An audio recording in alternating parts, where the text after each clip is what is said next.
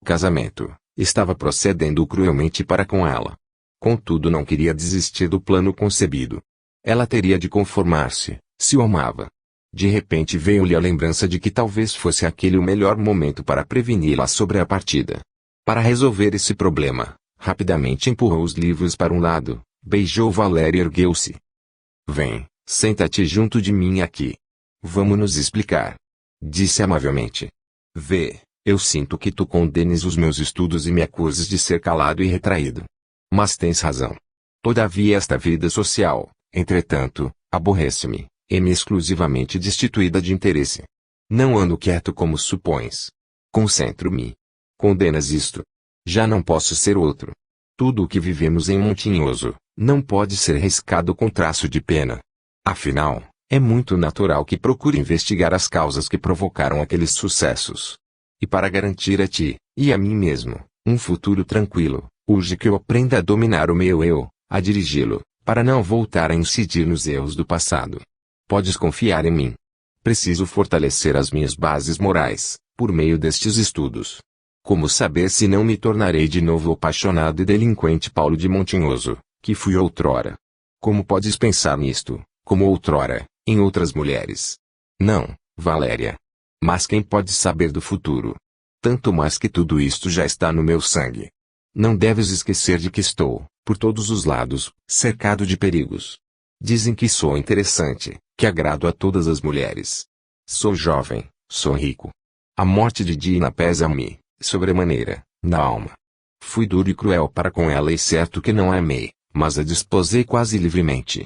Quando lhe pedi que me concedesse o divórcio para que eu pudesse cumprir com os deveres de honra em relação a ti, Dina tornou-se uma órfã absolutamente só no mundo, sem ninguém para proteger. Ela me amava como tu, Valéria, e firmou a sua última esperança no elixir do amor, que se tornou a sua desgraça. Eu a tirei à morte, e é uma grande carga que pesa, agora, sobre meus ombros. Rothschild suspirou profundamente. E julgas que os estudos destes livros bastem para encontrares o equilíbrio psíquico, a paz interior que buscas e te protegerá de todos os perigos que te envolvem? Perguntou Valéria duvidosa. Não bastam, certamente. Mas eu desejo, sobretudo, matar o animal que reside em mim, e não andar mais como um cego. Quem vê distintamente os perigos da vida à sua frente, poderá, naturalmente, desviar-se deles mais facilmente do que aqueles que nada veem e nada querem ver. É muito possível que, para alcançar o alvo que tenho em mira, ainda necessite de uma grande prova do teu amor para comigo, Valéria, Powell. Nenhum sacrifício me parecerá demasiado, para eu te oferecer em sinal do meu amor. Principalmente em se tratando de tua paz interior. Volta agora aos teus livros. Por-me-ei à vontade e terminarei aquela aquarela que representa o nosso querido Montinhoso. Ficarei quietinha para não te incomodar, e daqui contemplarei o teu rosto que me é tão amado. E em pensamentos acariciarei os teus cabelos negros que ainda não contêm nenhum fio de prata, apesar dos remorsos. Disse ela maliciosamente. E graciosa, correu a buscar os seus apetrechos de pintura. Rothschild passeava na sala de um lado para outro. Pensava nas cenas que o aguardavam. Mas estava firmemente disposto a vencer tudo, para atingir o seu fim.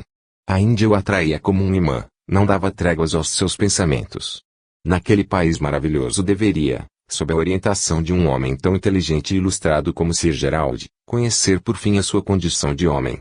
Era uma felicidade que só bem raramente o indivíduo alcança.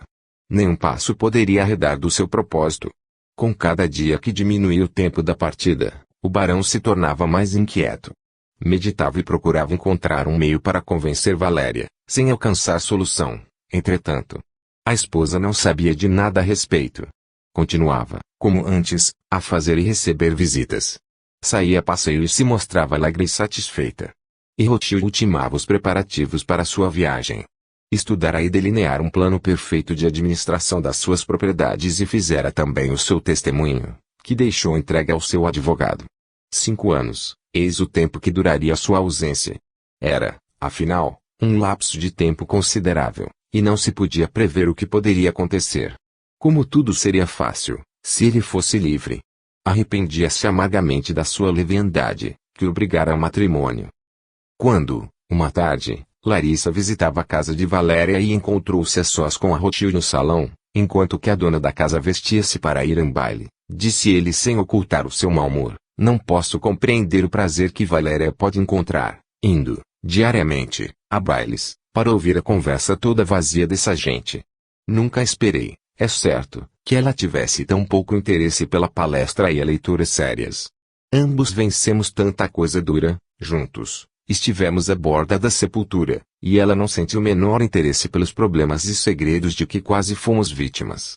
Não posso compreender isto. Larissa procurou defender a afilhada e desculpar Valéria, lembrando a sua juventude e jovialidade. Paciência, Powell. Com o tempo ela também terá interesse em relação aos teus pensamentos. É uma menina boa e inteligente. O barão encolheu os ombros e não disse nada. Valéria voltava nesse momento, num atraente vestido de baile, corporificação veemente da descuidada juventude. Larissa, porém, ficara inquieta com a observação de Rothschild e resolveu dar a Valéria alguns conselhos úteis, quando, alguns dias depois, voltava à casa do casal.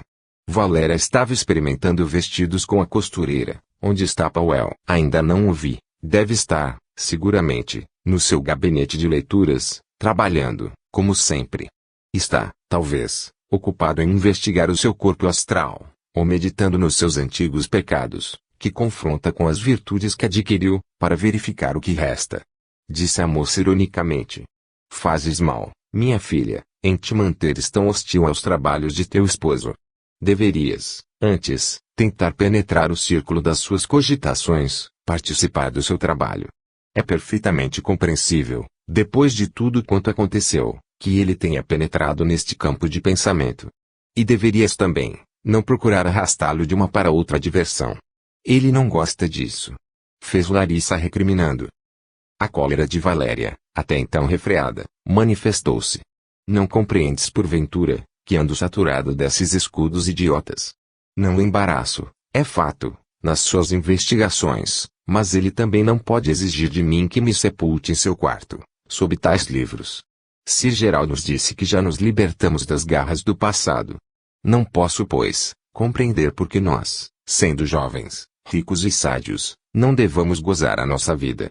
Por que levar uma vida de claustro e, como crianças de escola, estarmos sempre de livros na mão, saturando-nos com essa ciência enfadonha e sobretudo incompreensível.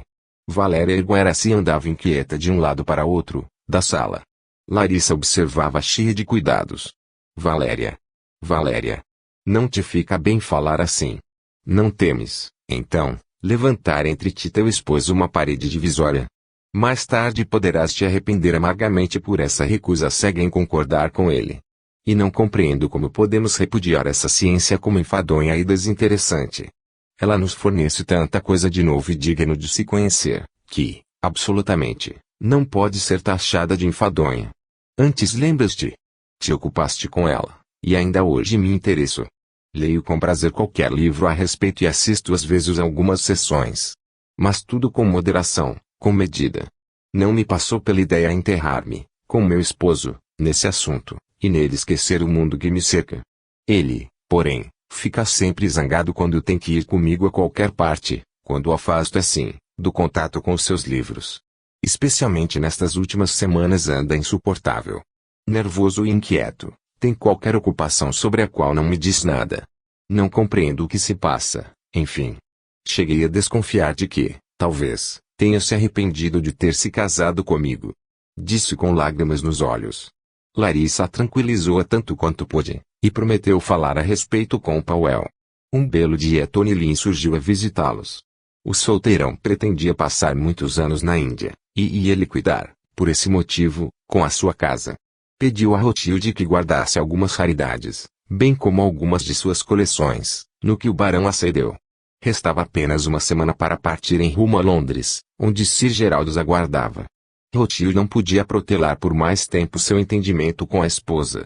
Decidiu comunicar antes o seu plano a Larissa e obter, por parte dela, algum apoio.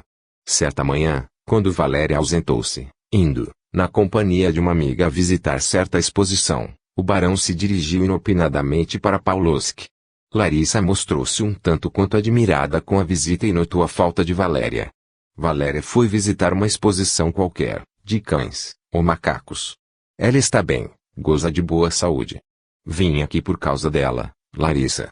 Preciso pedir-te um grande favor. Venho rogar-te amparo para Valéria, durante a provação que sou forçado a impor-lhe, e que não lhe será fácil vencer, pelo amor de Deus, Pauel. Do que é que se trata? O que pretendes fazer? Disse Larissa nervosa. Eu próprio sofro bastante, mas Deus é testemunha de que não posso agir de outra forma. Não me condenarás, se tomares em consideração, que os sucessos de Montinhoso fizeram de mim outro homem. Preciso aprender, Larissa, preciso penetrar as leis do mundo invisível que nos cerca, e agora se me oferece uma oportunidade. Se a perder, nunca mais poderei satisfazer os meus desejos. Sir Gerald, atendendo a meus rogos, declarou-se disposto a instruir-me e auxiliar-me, pelo menos em parte, no conhecimento das misteriosas forças que nos governam. Possuo a força de vontade necessária ao empreendimento. Poderia acaso perder esta oportunidade? Por esse motivo me ausentarei, viajarei para o estrangeiro, ficarei cerca de 5 anos na Índia. Por isso é que venho rogar-te que expliques a Valéria que não é por falta de amor que assim faço, mas exclusivamente pelo íntimo desejo, pela necessidade que sinto de compreender os problemas que envolveram, e a mim também, e que ainda nos abrangem a todos. Desejas ausentar-te daqui pelo espaço de 5 anos. Mas agora, que estás casado há 5 meses apenas. Francamente, devo dizer-te que o que desejas equivale quase a um divórcio, e será um golpe brutal para Valéria. Rothschild corou, e um amargo sorriso aflorou-lhe aos lábios. Ainda que não seja um divórcio, é ainda uma separação longa, não nego isso, Larissa. Mas essa separação é inevitável. Se Valéria me ama realmente, se ela me ama em espírito, em suma, o que não tenho em dúvida, compreenderá o meu passo, perdoar-me-á e aguardará, tranquilamente, o meu regresso. Se fôssemos ambos livres, tudo seria, certamente, mais fácil. Mas acontecimentos fatais nos levaram ao matrimônio, e agora ambos devemos procurar ir ao encontro um do outro, e nos conformarmos com o que de nós exigem as supremas realizações da vida. Tu tens razão. Entretanto, não só a culpa de Valéria deve ser levado a este matrimônio, nem se fala disso, Larissa. Sei, e não nego, que sou, sem dúvida nenhuma, o maior culpado. É fora de dúvida, porém, que fiz tudo para reparar a minha falta. Mas, eu não buscava tão somente a satisfação das minhas paixões, eu quis encontrar também o amor psíquico. Se Valéria vê em mim apenas o homem, que lhe preciso dedicar ao amor material, então, a separação de 5 anos lhe será, realmente, difícil. Nesse caso, todavia, eu estaria, é natural, pronto a restituir-lhe a liberdade. Ela tem, afinal, muitos admiradores, entre os quais poderá escolher um. Em S. Petersburgo existem muitos rapazes bonitos que estão dispostos a corresponder às exigências de uma senhora jovem e fogosa. Alguma coisa de duro e irreconciliável soava na voz de Rothschild, ao dizer estas últimas palavras. Dizes, portanto, que há em S. Petersburgo muitos rapazes belos, como tu mesmo exprimiste, que poderiam servir a Valéria. Sinto dizer-te que o que disseste agora, em relação a Valéria, não te honra absolutamente, e é uma injustiça a tua. Retrucou Larissa friamente. Mas no que se refere ao teu pedido, em ser eu um amparo para Valéria, podes ficar tranquilo. Farei tudo quanto esteja ao meu alcance para consolar essa infeliz e desolada criatura. Larissa ergueu-se. Depois de uma formal despedida, Pauel saiu, meio de descontentamento, de Pavlovsk. Se Larissa o despachava de tão inclemente maneira, o que não diriam os outros parentes? Como haveria de explicar-se com Valéria e sua sogra? Era desesperadora a sua situação. Os crimes do maledeto tinham-nos envolvido num círculo de senhoras jovens e idosas, de cujos dedos tinha que se libertar. Enquanto o auto conduzia-o de volta a S. Petersburgo, sentiu erguerem-se a inquebrantável vontade de Paulo de Montinhoso. Resolvia-se a não ceder um passo. Em casa, encontrou Tonilin, que lhe trazia uma carta de Sir Gerald. Escrevia-lhe que no caso de uma mudança de opinião, por parte do barão, esperava um informe telegráfico, a fim de que pudesse reservar o número exato de acomodações a bordo. Absolutamente não me passa pela cabeça alterar os meus planos. O que não diria de mim então, Sir Gerald? Mais do que nunca desejo o isolamento e o trabalho. Disse Rothschild. Mas, o que dirá isso tua esposa? Perguntou Tonilin. Ela terá que se conformar com a minha vontade. E se não quiser esperar a minha volta, que mova uma ação de divórcio e se case com outro. Porei à sua disposição os meios necessários para que possa escolher um homem ao seu gosto. Afinal, compreendo que uma separação tão longa não se pode recompensar com o preço de uma felicidade inquebrantável. Valéria ainda ignorava tudo o quanto estava para acontecer. O barão dedicava-se a ela mais do que anteriormente, ia aos teatros e acompanhava as visitas. Encheu-a de presentes. Entre outras coisas, deu-lhe um seu retrato a óleo. Entre mentes, encontrara uma comparsa em Lolo. A jovem senhora já adivinhava qualquer coisa e não se admirou quando Rothschild, confiando no seu auxílio, lhe comunicou o seu plano. 5 anos são, em verdade, um longo lapso de tempo, e uma separação tão prolongada, não é fácil. Mas, afinal, a vida é longa, tereis ainda tempo de vos fazerdes, reciprocamente, felizes, quando voltares. Disse ela. És, realmente, adorável, Lolo. Consola a Valéria e procura afastá-la dessa vida multicor em que presentemente vive. Desejo fundar um asilo para crianças abandonadas. Deixarei os necessários meios em tuas mãos, Lolo. Tu procurarás passá-los a Valéria. Eu gostaria disso. Entre todas essas outras coisas, ela teria, assim, uma ocupação séria. A fundação e a organização da casa a absorverão, não achas? Uma noite, cerca de 5 dias antes da partida de Rothschild, voltava o jovem par do teatro. No decorrer da tarde desse dia, Powell decidira-se, por mais que lhe custasse, comunicar tudo à esposa. Sem trocar de roupa, sentou-se num banco junto à lareira e mergulhou em pensamentos. Não notou quando Valéria veio chamá-lo para a ceia e aproximou-se, mansamente. Havia trocado o seu vestido de noite por um leve penteador azul claro, e soltara os seus longos cabelos loiros. Sabia que o esposo gostava de vê-la assim. Arrumara-se especialmente para lhe ser agradável. Notava o abatimento dele, e nutria o melhor propósito de o consolar. Correndo, acercou-se dele e abraçou-o pelo pescoço, beijando-o. Paulo. Disse baixinho. Assim o chamavam sempre que desejava ser amável. Dize-me, Paulo, o que se passa, contigo? Não me amas mais? Por que andas assim, tão esquisito? Rothschild estremeceu, e não pôde esconder o seu martirizante, ao vivo olhar dela. Giovanna, amas-me realmente? Mais do que a minha vida, Paulo. Agora que nada nos pode separar, que nos pertencemos diante de Deus e os homens, eu te amo mais do que a tudo no mundo. Carinhosamente aconchegou-se a ele. Se me amas, assim, deverás então entender-me e perdoar-me, se eu te suplicar um grande sacrifício. Se me amas, serás generosa, complacente e paciente para comigo, e suportarás a privação que sou obrigado a impor-te. Será a última provação do nosso amor. Valéria empalideceu e fez-se inquieta. O que queres dizer com isto? As tuas palavras, que significam? Compreenderás em breve. E Rothschild expôs-lhe o seu estado psíquico, todas as dúvidas com as quais lutava, e a sua resolução de ir para a Índia. Contas 18 anos, terás apenas 23 quando eu voltar, Valéria. Então, dedicarei toda a minha vida a ti, tão somente a ti. Teremos um longo tempo para a nossa felicidade. Sê prudente, Valéria, sê bondosa e não me condenes. Escrever-te-ei, saberás tudo quanto se relacionar à minha vida lá. Valéria recuara e permanecia trêmula diante do marido. Desejas abandonar-me? Afastar-te de mim por 5 anos? E para perseguir fantasmas na companhia desse semi-louco, Tony Lin, com esse geral charlatão? Mas, dize-me, estás no teu juízo? O barão erguera-se e prendera com energia a mulher pelo pulso. Valéria, que eu nunca mais ouça uma palavra injuriosa sobre Diony, disse Gerald. Perdoo-te as palavras irrefletidas, levando em conta a tua citação. E espero, ainda, que, por amor, me perdoarás, e suportarás, pacientemente, a separação. Nunca darei o meu consentimento para que te ausentes por tanto tempo. Não quero. E não tens o direito de fazer de mim o escárnio da sociedade, abandonando-me depois de apenas 6 meses de casados. O que te fiz para que te vás e destruas a minha vida? Eu não te abandono. Voltarei e hei de amar-te sempre, como te amei até hoje. No que se refere à opinião da sociedade, que eu tanto desprezo, bem pouco me importa. Estamos muito acima dessa gente falsa, a qual o falatório e as hipocrisias são o objetivo da vida. Eu nutri esperanças de que me compreendesses. Esperava que, na minha ausência, também lerias e estudarias, como eu fiz durante todo este tempo. Ao regressar, colheríamos, como bons camaradas, os frutos do nosso saber.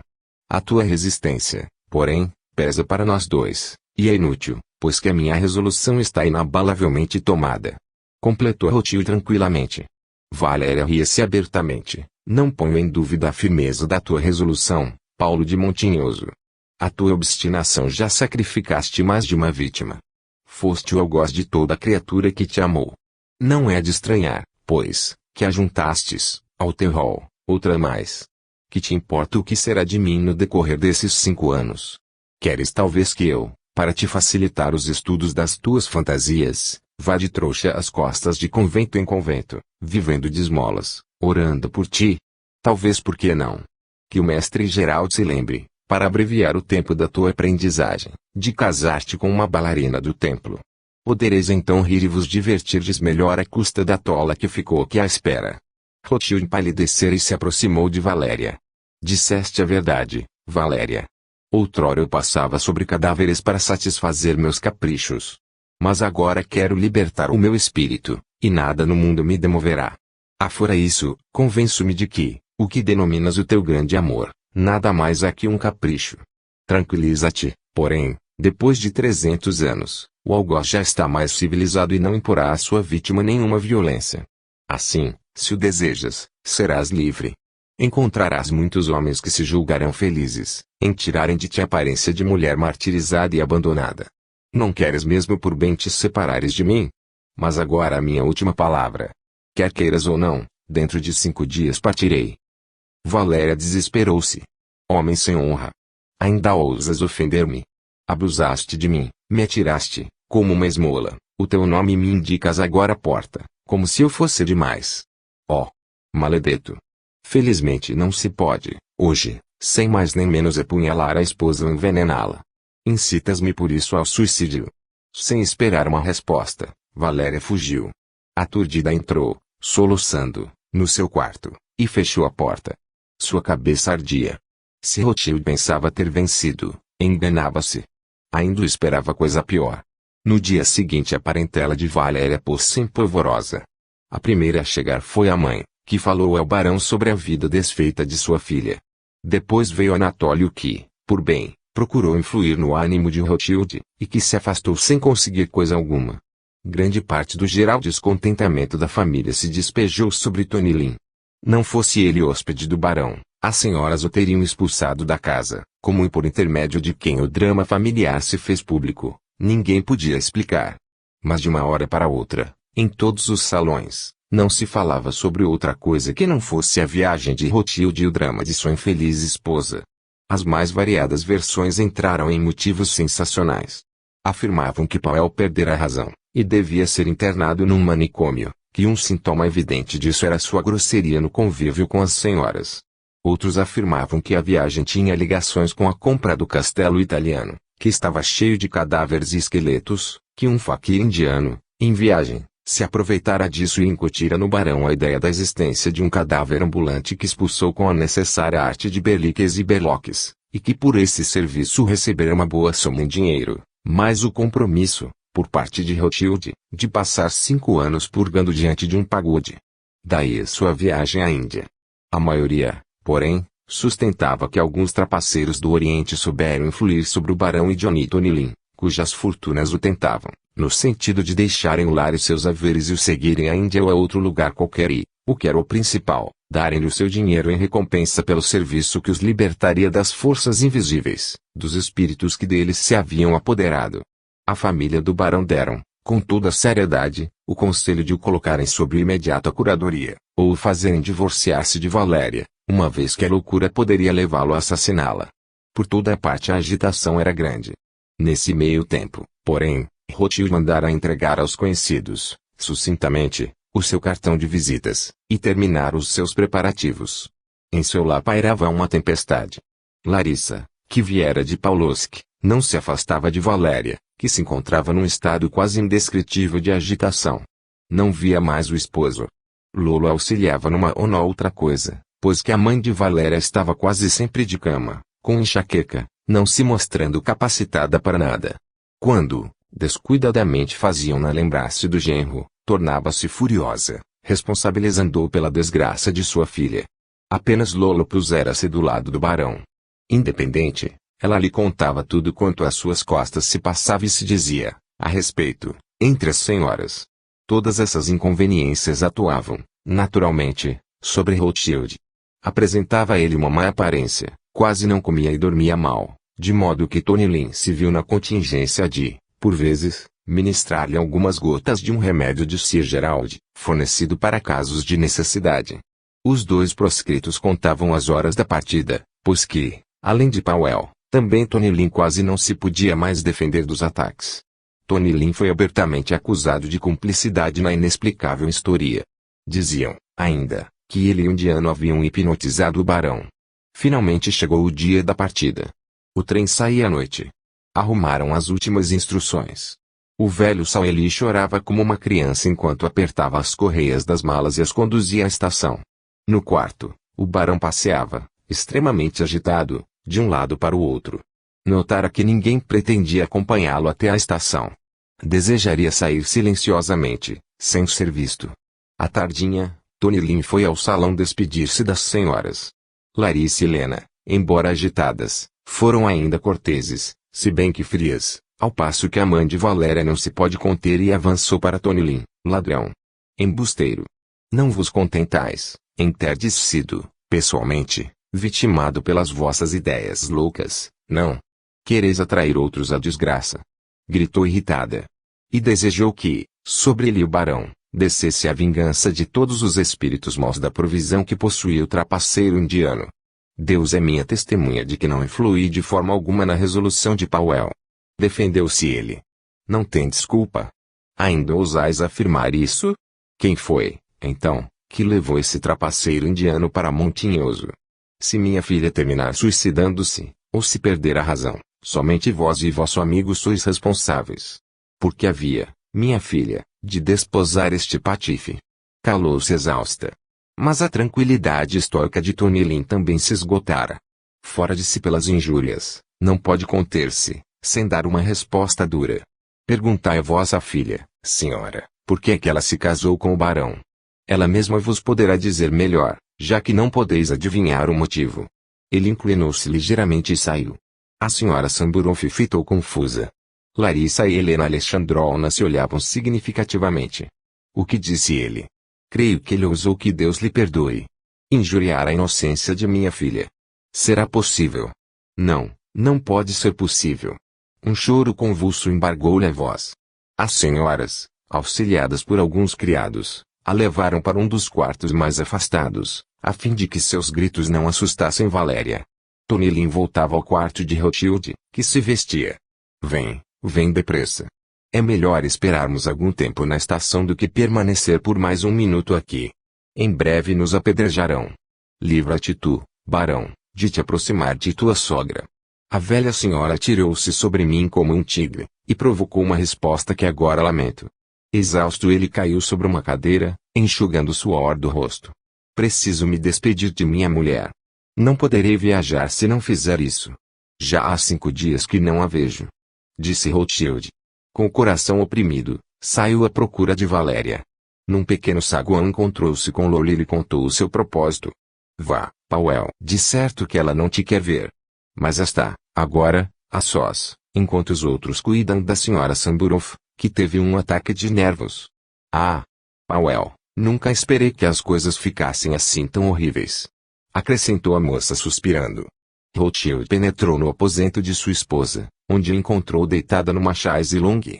Um quebra-luz azul, deixava ainda mais pálida do que era. Transformara-se naqueles 5 dias. Seu rosto estava desfeito e abatido, mostrava círculos roxos ao redor dos olhos. Tinha os cílios descidos, e o barão não pôde saber se dormia ou se estava imerso em profundos pensamentos.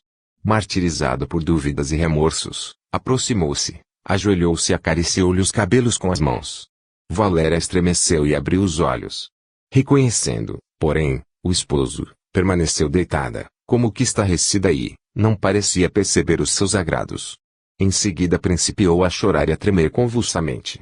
Lançou os seus braços ao redor do pescoço dele, sem poder conter as lágrimas. Mata-me antes de partires.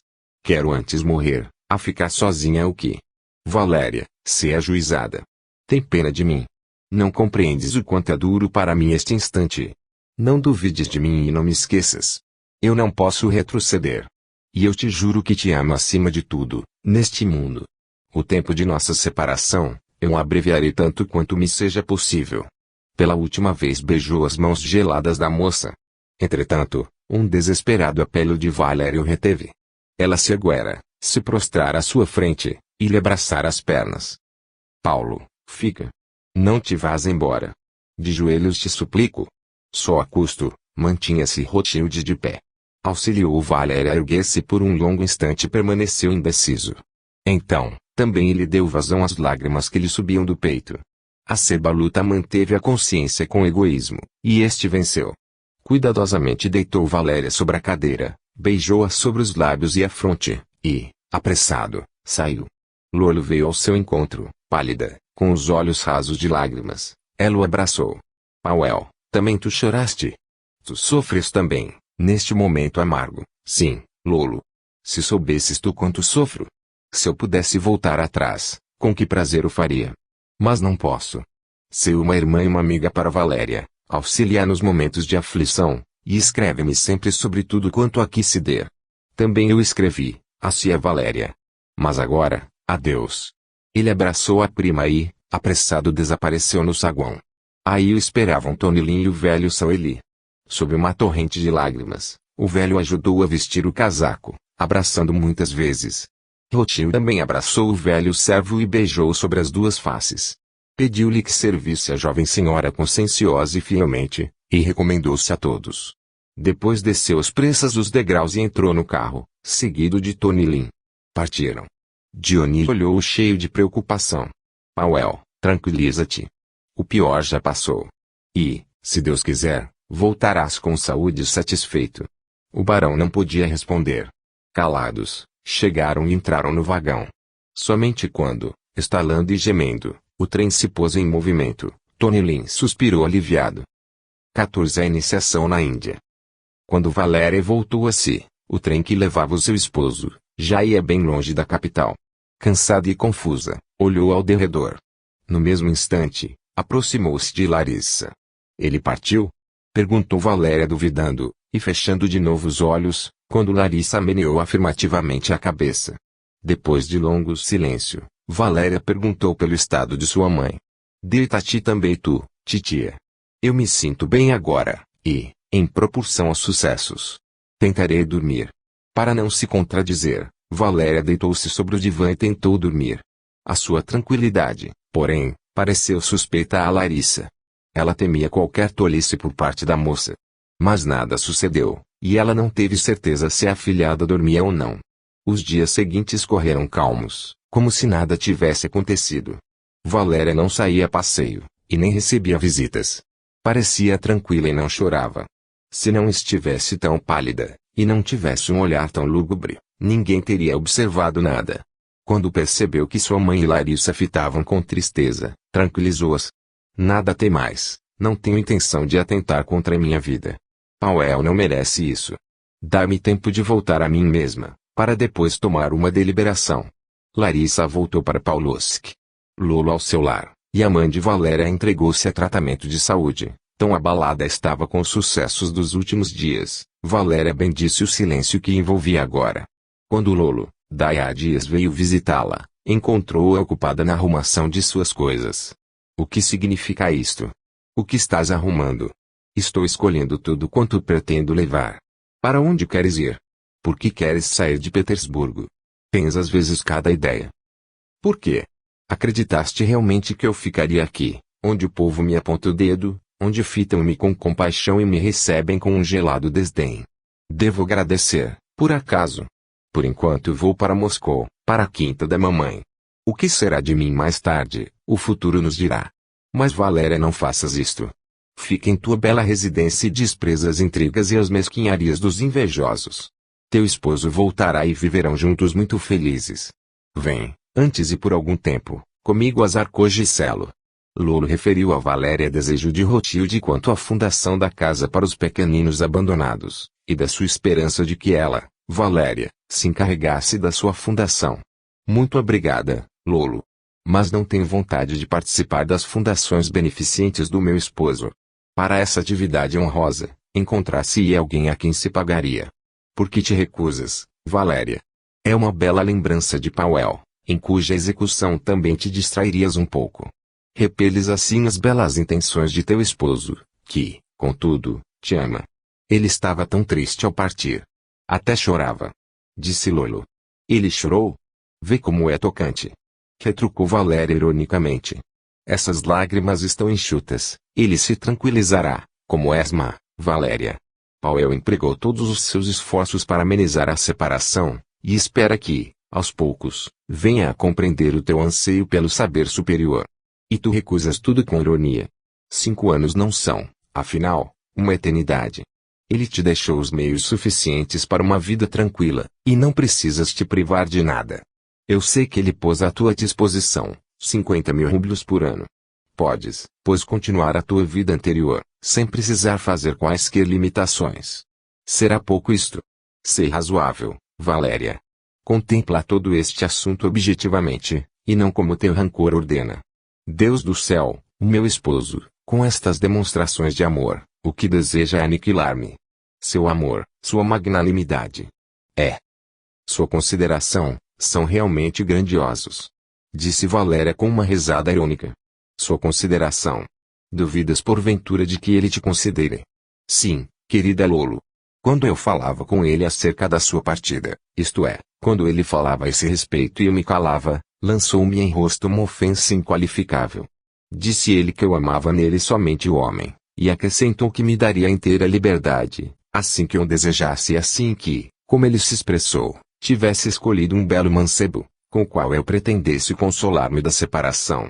Provavelmente deixou, realmente, dinheiro à minha disposição para que eu pudesse escolher o meu futuro ao meu gosto independente das condições deste.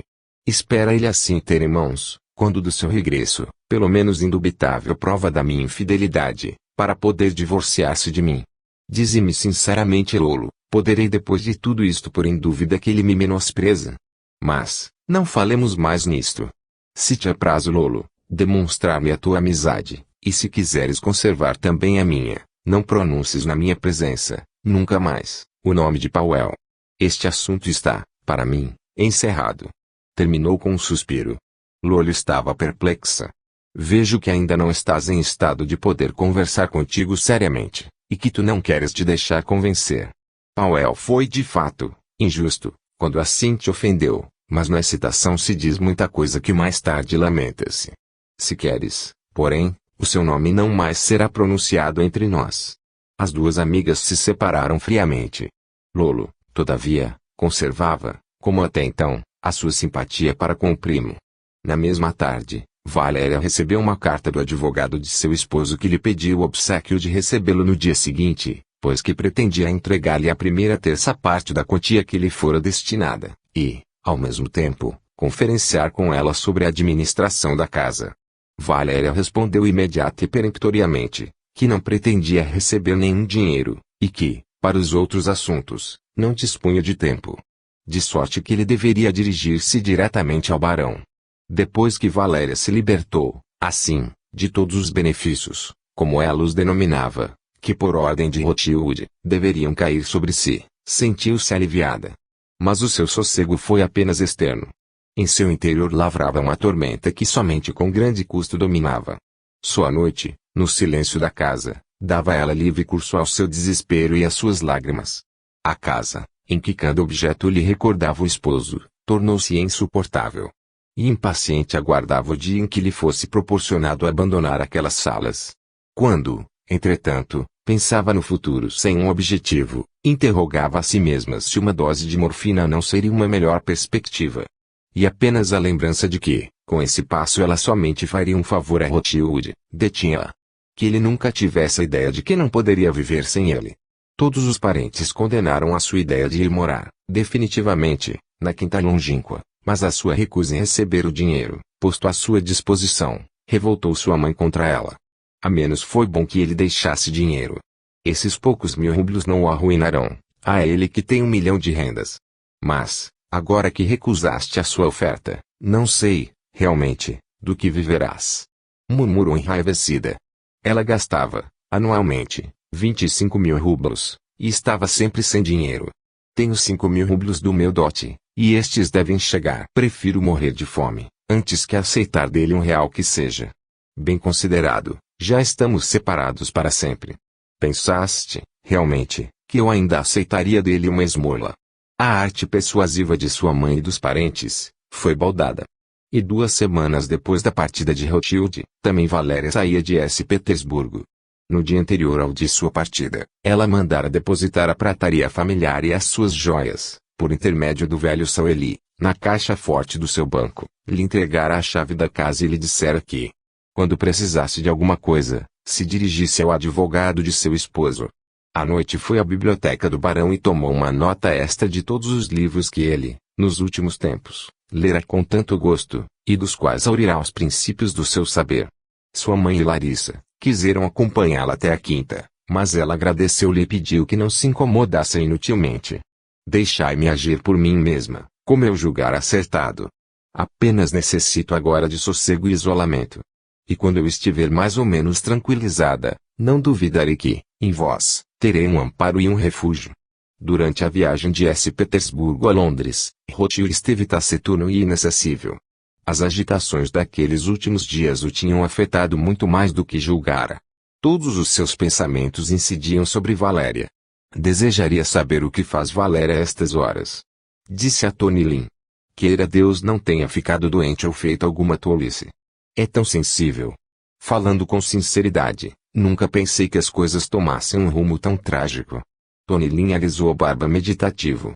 Não creio que ela tente contra a vida. Julgo-a por demais vaidosa para fazer isto, dando-te assim, até certo modo, uma satisfação. Satisfação? Mas acredita ela de fato que eu deseje a sua morte? Não tanto assim. Falo de uma satisfação egoística. Creio, entretanto, que ao regressares, ela te dará muita noz a quebrar. Rothschild não retrucou, e não voltaram a falar do assunto. O reencontro com Sir Gerald animava de tal modo o barão que não lhe sobrara tempo para conjecturas. 2 dias depois, os viajantes tomavam posse de seus camarotes a bordo do vapor que devia conduzi-los à Índia. A viagem, favorecida pelo tempo excelente, ofereceu uma agradável mutação. Como o vapor se detivesse por muitas horas em vários portos importantes, puderam os viajantes visitar as obras de arte e os lugares pitorescos de Alexandria, Cairo e Colombo. Na Índia, Sir Gerald mostrou, em primeiro lugar, ao amigo, o templo de Elefanta e outros monumentos antigos. Tais visitas soube ele tornar de tal maneira interessantes, à custa das descrições que fazia, que os discípulos esqueciam de tudo quanto os cercava, para tão somente ouvirem as suas palavras. Um dia, finalmente, chegaram à morada de Sir Gerald. A residência, construída em suntuoso estilo, cheia de nobreza, estava construída entre elevadas montanhas, num pequeno vale, e dava quase a impressão de um castelo. Dos 3 terraços que circundavam a casa, repetia-se sempre a perspectiva de montes e vales. Por todos os lados os olhos encontravam, para sua delícia, uma rica flora. Entre 2 rochas, fluía a água cristalina de um regato, e belíssimas flores, no jardim, espalhavam no ar singular e ativo aroma. Em toda a vizinhança, não se via outra moradia. Estava enfim o homem a sós com a natureza.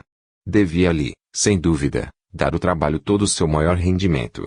No dia seguinte ao de sua chegada, Sir Gerald apresentou-se em trajes orientais, recomendando aos seus discípulos se trajassem de igual maneira. Para o almoço, já ambos tinham envergado as coloridas roupagens que vieram a encher o mestre de satisfação. Rothschild especialmente, ficou muito bem nas vestes brilhantes, com o alvo turbante sobre a cabeça. Podes dar graças a Deus, barão, que as senhoras de Petersburgo não te vejam nestes trajes. Tu serias posto em tiras. Entretanto, sinceramente, eu te recomendo estas vestes. Mas para o primeiro baile à fantasia, depois do teu regresso, ficam-te muito bem. Comentou Sir Gerald sorrindo. Alguns meses se passaram. Rothschild, apesar de inteiramente restabelecido, não iniciara ainda nenhum trabalho. Uma manhã, ousou dirigir-se, por isso, ao quarto de Sir Gerald. Não podes dar-me qualquer trabalho? Tenho levado uma vida de zangão, como, bebo e durmo. Não faço mais nada. Um leve sorriso brincou nos lábios de Sir Gerald. Sê paciente, meu filho. É preciso que as ondas se aplaquem, antes que o barco possa navegar. O mundo do qual vieste, é como um mar apelado. O que foram os tempos que antecederam a tua partida, senão uma tempestade? Não te irrites inutilmente. E sabes que a opinião das senhoras a meu respeito, não me interessam. As naturezas femininas são, em geral, mais sensíveis que as masculinas. Vós, porém, meus discípulos, podeis ter sido mais calmos. Preferível seria que não levasseis tudo tão a sério. Receberíeis na mesma moeda. Rothschild e Tonelin entreolharam-se interrogadores. Mas sabes disso? Eu seria, realmente, um mau adepto, se não aprendesse estas pequeninas coisas. Mas, já que tocamos no assunto, permite-me, amigo Powell, dizer-te que, com referência à tua esposa, estás sem razão. Por muito que o teu desejo de aprender-te seja honroso, a tua ausência é, contudo, para tua mulher, uma provação pesada, e não devias ter-lhe azedado mais a separação, com as tuas injúrias. Ela, porém, injuriou-me em primeiro lugar, pôs o meu sangue a ferver. Disse o barão, buscando desculpar-se. Sim, e então permitiste que o animal despertasse em ti. Enfim, não tens, realmente, muita culpa, assim é o mundo do qual vens. O animal no homem, sempre foi pior do que o tigre ou a serpente. Etiqueta, educação e astúcia, mantêm preso o instinto e ocultam a verdadeira formação do homem. Mas, experimente se um dia provocar um homem ou despertar nele a desconfiança de que se quer roubar o pedaço de pão que vai levando à boca, e ver-se-á logo virem à tona todos os seus maus instintos. Ele te perseguirá cheio de ódio, pois nada neste mundo odeia tanto como o animal do rebanho humano. Por esse motivo deve aquele que deseja purificar-se, evitar o mundo e, na solidão e no silêncio da natureza, procurar reencontrar o seu equilíbrio psíquico. Tu, meu filho, estás aqui para amansar o animal que existe em teu seio, para tornar a tua vontade, e isto deverás fazer cuidadosamente, para que não desperte em ti o animal adormecido. A tua primeira e pior proposição será libertar-te desse inimigo e iluminar o teu corpo com a tua luz interior.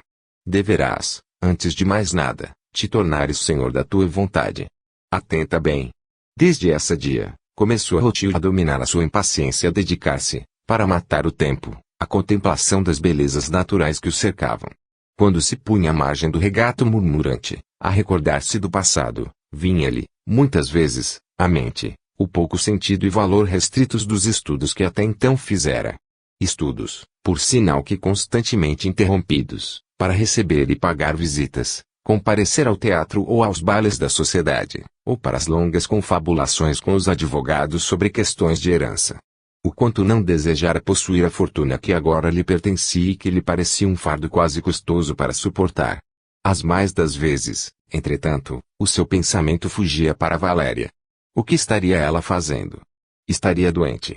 Ele se exprobrava acremente pelo comportamento que tivera em relação à moça, antes da partida. Não desejava divorciar-se dela, antes desejava envolvê-la por ocasião da volta, com todo o amor e ternura que pudesse manifestar, para que se esquecesse de suas lágrimas e de seu sacrifício. Deixara com Lolo o endereço da casa bancária inglesa que se encarregaria de fazer chegar ao seu destino, a correspondência. Mas até aquele dia, não havia recebido nenhuma notícia de casa. Um dia Sir Gerald entregou-lhe um manuscrito contendo orações e cânticos que ele deveria decorar, tão bem, que os pudesse dizer sem gaguejar, na ordem. Rothschild entregou-se com afinco a esse trabalho, e depois de 2 semanas sabia repetir o conteúdo do manuscrito em qualquer ordem.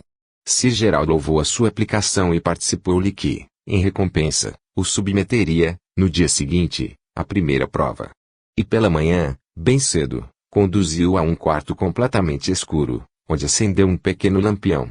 Powell notou, num nicho escuro, um espelho grande e redondo, cuja superfície tremia, uniformemente, movia-se e brilhava com todas as cores do arco-íris. Diante dele, uma espécie de mesa de aço, coberta com uma escova de fios de arame muito delgados e curtos, curvados em forma de espiral. Diante do espelho havia uma cadeira. Ao lado do aposento em que se encontrava, constatou a existência de um outro menor, mobiliado com uma cama simples. A um dos cantos, uma pia com água corrente. Aqui, meu filho, deverás passar 7 dias e 7 noites em oração e devoção. Indicar-te a sequência das orações e cânticos. No 8º dia voltarás para junto de nós e descansarás. Depois começarás de novo, e continuarás com os teus exercícios até que o desejado resultado se apresente. O alvo, pelo qual deverás te esforçar, é o seguinte: assenta-te nesta cadeira e observa o espelho, cuja superfície, apesar da escuridão, apresentará visíveis mutações. De pouco em pouco, haverás de notar que de teu corpo partem radiações, que, se fortificando, farão surgir, no vidro do espelho, o teu perispírito. Então conhecerás um dos elementos psíquicos de que se compõe o teu espírito. Mas não julgues que será fácil chegar a esta observação. Esta prova encerra, em si, o primeiro exercício para tua paciência e obstinação. Não temas que maus espíritos te visitem. Trabalha com tranquilidade e segurança. Mas não te apliques em demasia. Quando sentires fadiga em o teu corpo, aos poucos, se cobrir de suor, toma um banho e vestir roupas limpas. Sobre a mesa do canto, encontrarás pão, ovos e leite. Alimenta-te como te apetecer. Necessitarás, sem dúvida, das tuas forças. A provisão de alimentos será renovada a cada manhã. E agora, sê feliz. Voltarei aqui uma vez ou outra, nos primeiros dias, para ver como passas, instruir-te e auxiliar-te, mas depois terás de trabalhar sozinho. Com estas palavras, Sir Gerald se afastou. Rothschild, concentrando-se, pôs-se então a orar, fervorosamente, repetindo as palavras que decorara. Quando a semana já ia chegando ao fim, descobriu ele, com grande satisfação, que o espelho tomava uma coloração ligeiramente azulada. Ao mesmo tempo, teve singular sensação, como se de seu corpo alguma coisa fluísse. Imperceptivelmente começaram a estampar-se no espelho os contornos de uma cabeça e ombros, e desses contornos saíam fracos raios incolores. Sir Gerald, visitando Powell uma ou outra vez, aconselhava-o, e impunha-lhe as mãos sobre a cabeça, como que dando-lhe passes depois do que o discípulo sentia-se reconfortado. Algumas semanas transcorridas, parece que o desejado resultado se manifestava. A superfície do espelho, branca luz cintilava, frouxa ainda, mas desenhando a imagem singular. Dentro de um oval surgiu, por fim, levemente coberta por nuvens de variadas cores, a figura de Rothschild. Admirado, fitou o barão essa imagem, admirando-se da riqueza de cores que se faziam visíveis. Teve ímpetos de sair correndo à procura de Sir Gerald, e pedir-lhe explicações, mas já se sentia suficientemente disciplinado para dominar-se e poder esperar, pacientemente, a explicação. Quando no 8º dia, ao almoço, descreveu a Sir Gerald que se passara, este sorriu, fitando o barão com seus olhos faiscantes. Eu te felicito, meu filho, pelo resultado do teu trabalho obstinado e incansável. Amanhã irei até lá, e tu farás aparecer a mesma imagem. Dar-te-ei então as explicações que desejas. Quando, no dia seguinte, Rothschild reproduziu a imagem, graças às suas concentradas preces, Sir Gerald estendeu a mão em direção ao espelho, emitindo, pelos dedos, novos raios luminosos que pareceram penetrar a imagem e reproduziram outras cores. Vim em auxílio da tua vontade ainda fraca, e com a minha vontade mais forte, dou vida à imagem refletida. Podes agora observar bem o teu eu. O que vês agora, é o arquivo do teu desenvolvimento espiritual do passado ao presente, e que fornece também indícios do que será o teu futuro. As cores que te envolvem são o fruto de centenares de esforços e aperfeiçoamento. Mas antes que te explique o que significam tais cores, preciso se faz que eu te explique a significação das cores vulgares. Existem milhares de combinações diferentes, correspondentes à diversidade dos espíritos. As cores negras do corpo perispiritual indicam animosidade e ódio. As vermelhas sanguíneas, conforme o seu tom, indicam ódio, amor e paixão. As pardas significam avareza, egoísmo, ciúmes. As cinzentas, desânimo da vida. Este último tom, o cinza, assim como o pardo, tem a propriedade de envolverem muitas vezes o corpo perispiritual como que em círculos e provocam a impressão de grades. A cor amarela indica orgulho e jactância, amarelo ouro, religiosidade, verde escuro e pardo, traição e hipocrisia, azul, misticismo, mas, em medida crescente, fanatismo de um lado, santidade de outro. Com o auxílio destes informes, poderemos agora analisar tua alma. Observa, sobretudo, o ponto vermelho sanguíneo em que, mais ou menos intensamente, se apresentam alguns pontos da imagem. Vejo por ali, que és facilmente excitável e também colérico. A parte inferior da imagem está coberta de pardas cores e verde cinzento, o que faz supor uma considerável dose de egoísmo e um temperamento ciumento. O pardo passa mais acima, ao rosa e carmesim, e significa que ainda ocultas em ti uma grande parcela de ódio e paixão, mas que esta paixão começa a ceder lugar a um amor mais tranquilo. Para tua felicidade, a parte superior da imagem forma, em contraste com a inferior, um contrapeso, aliás, bastante propício. Tua cabeça se acha circundada por uma coroa de raios lagos, que indicam uma diretriz religiosa e esforço por saber. Os raios dourados indicam que desejas aprender e que te esforças por te purificares. E que és religioso indica este raio azul. Mas esta faixa amarelo-dourada, com manchas vermelhas e rosadas, estraga toda a imagem. És orgulhoso, caprichoso e guardas em ti um amor que apenas pergunta por si mesmo, que quer obrigar os que te cercam a se esquecerem de que têm também uma vida que lhes pertence. Isto é que o teu perispírito conta. Sobre minudências todas especiais, falaremos mais tarde. Voltemos agora ao ar puro e nos retemperemos. Rothschild submeteu-se calado. Ao se acharem no terraço, apresentava um ar tão envergonhado, que Sir Gerald pôs-se a rir. Volta a ser alegre, meu caro, e confesso que te acabrunha, nunca pensei que fosse tão mal. Disse o barão aborrecido. Isso não me admira nada. Poderíamos notar a mais, uma grande dose de presunção. Mas não precisas zangar. O perigo é sempre muito menor quando se sabe onde está. Agora, que sabes, falta-te apenas tempo para iniciar a tua autoeducação. Os nossos pensamentos representam na nossa vida um importantíssimo papel. Eles são os precursores do estado psíquico do homem. Já sabes agora que toda emoção de tua alma tem uma forma determinada. Essas forças, porém, que são plasmadas pelos nossos pensamentos, oferecem interessantes efeitos gerais. Explicar-te-ei isso melhor no correr destes dias. Rothschild agradeceu comovido e perguntou se devia continuar executando a mesma tarefa, ou se lhe seria dada outra. Começaremos uma outra série de exercícios. Disse Sir Gerald. Já estás habituado a ver o teu corpo astral. Precisas aprender a dominá-lo. Os fluidos que de ti partem, são todos submissos ao seu proprietário. Powell teve que aperfeiçoar o seu olfato para absorver fragrâncias que, em geral, não são apercebidas e distinguíveis. Esse trabalho foi, todavia, interrompido por alguns dias. Rothschild recebera da pátria várias notícias que lhe perturbaram a tranquilidade. 3 cartas tinham chegado simultaneamente. De Lolo, de seu advogado e do velho Zoeli. Soube assim que Valéria abandonara sua casa, desistira do dinheiro posto à sua disposição e passara a residir na quinta de propriedade de sua mãe. Lolo informava da singular mudança que se operava em Valéria, da sua tranquilidade aparente e da animosidade que parecia guardar adormecida em todo o seu ser. Apenas não lhe dissera que, entre ela e Valéria, não podia mais ser pronunciado o nome de Rothschild. Mas não lhe fazia exprobrações pelo fato de ter ofendido a esposa antes da partida, com palavras tão duras. Valéria, porém, não tinha o direito de exigir que se separassem assim, sem mais nem menos. A natureza facilmente excitável e prepotente do barão, encolerizou-se pelo fato de Valéria haver recusado os meios que lhe deixara e ter abandonado a sua casa. Teve a impressão de que ela desejava o divórcio, e isso excitou-o mais. Embora ele mesmo tivesse feito tal proposta julgando de seu dever dar-lhe absoluta liberdade de ação no íntimo, não desejava, contudo, separar-se dela. Ofendido em seu orgulho, enquanto lia essas cartas, cujo conteúdo espalhava-se em seu semblante, era, secretamente, observado por Sir Gerald, que simulou não ter percebido a agitação de Rothschild e propôs-lhe um novo trabalho.